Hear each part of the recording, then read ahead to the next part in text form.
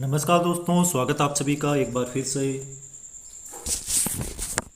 आपका मराठा साम्राज्य का टेस्ट लिया था। एक टेस्ट मैंने लिया था आपका ऑनलाइन और एक आपका लिया था दोस्तों ऑफलाइन।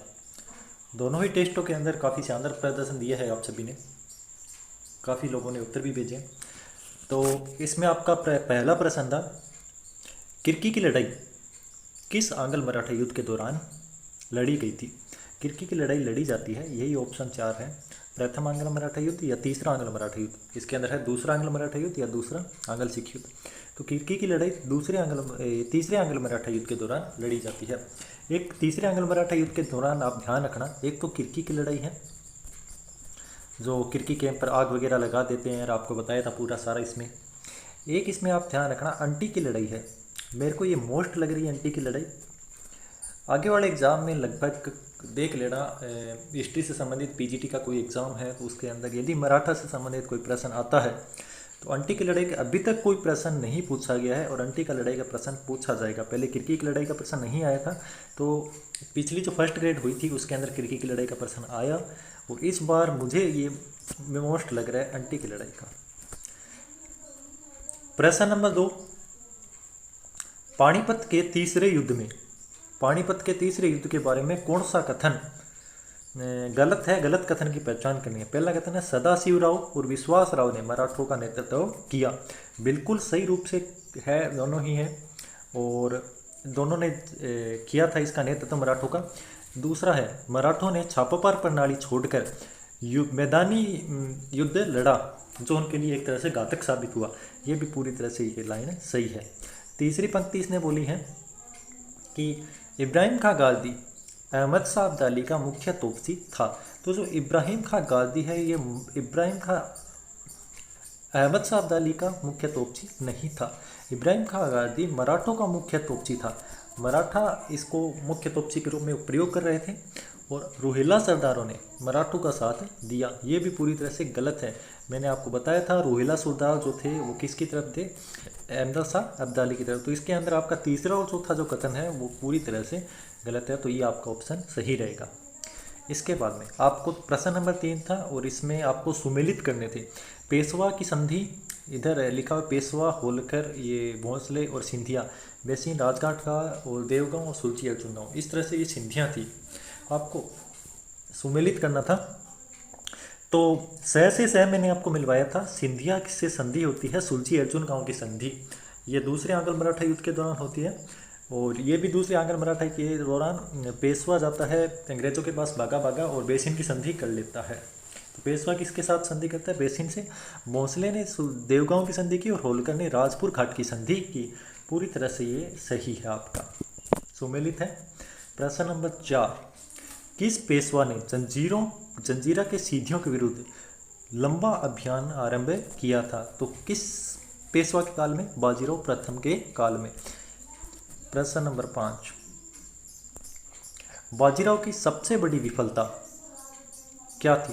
पहला है, निजाम के विरुद्ध लगातार उसने अभियान की जिससे मराठा जो है निजाम से लगातार अभियान करने के कारण काफ़ी हद तक अपना समय खराब करता है। दूसरा, उसने मस्तानी से विवाह किया मालवा जाकर, तो ये कथन गलत है। सबसे बड़ी विफलता कहते हैं मराठा संघ का सहयोग प्राप्त करने में असफलता उसने ली। या फिर चौथा है, उत्तर में मराठा का विस्तार।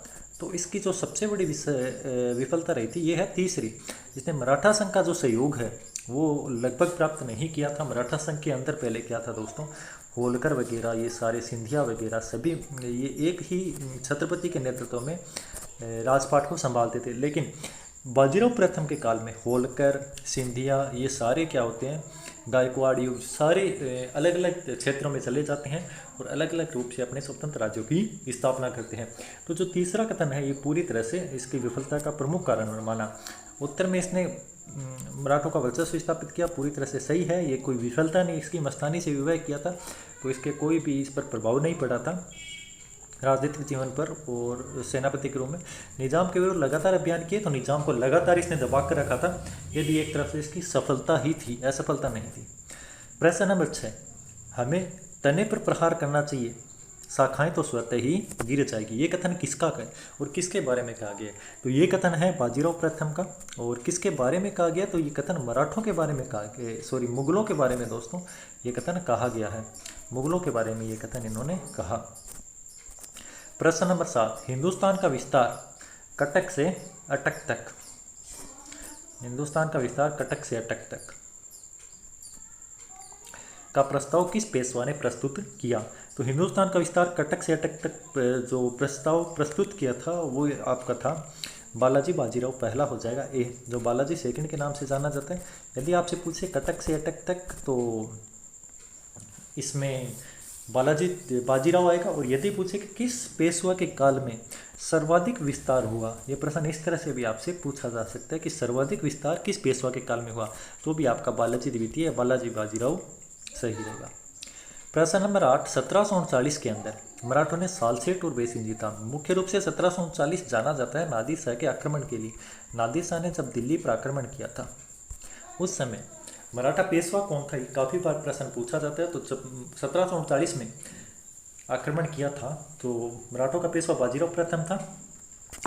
तो इन्होंने क्या किया था, बाजीराव की सबसे महत्वपूर्ण विजय रही थी 1739 के अंदर बेसिन विजय, जो किसको हराया था, इन्होंने पुर्तगालियों को हराकर जीता था।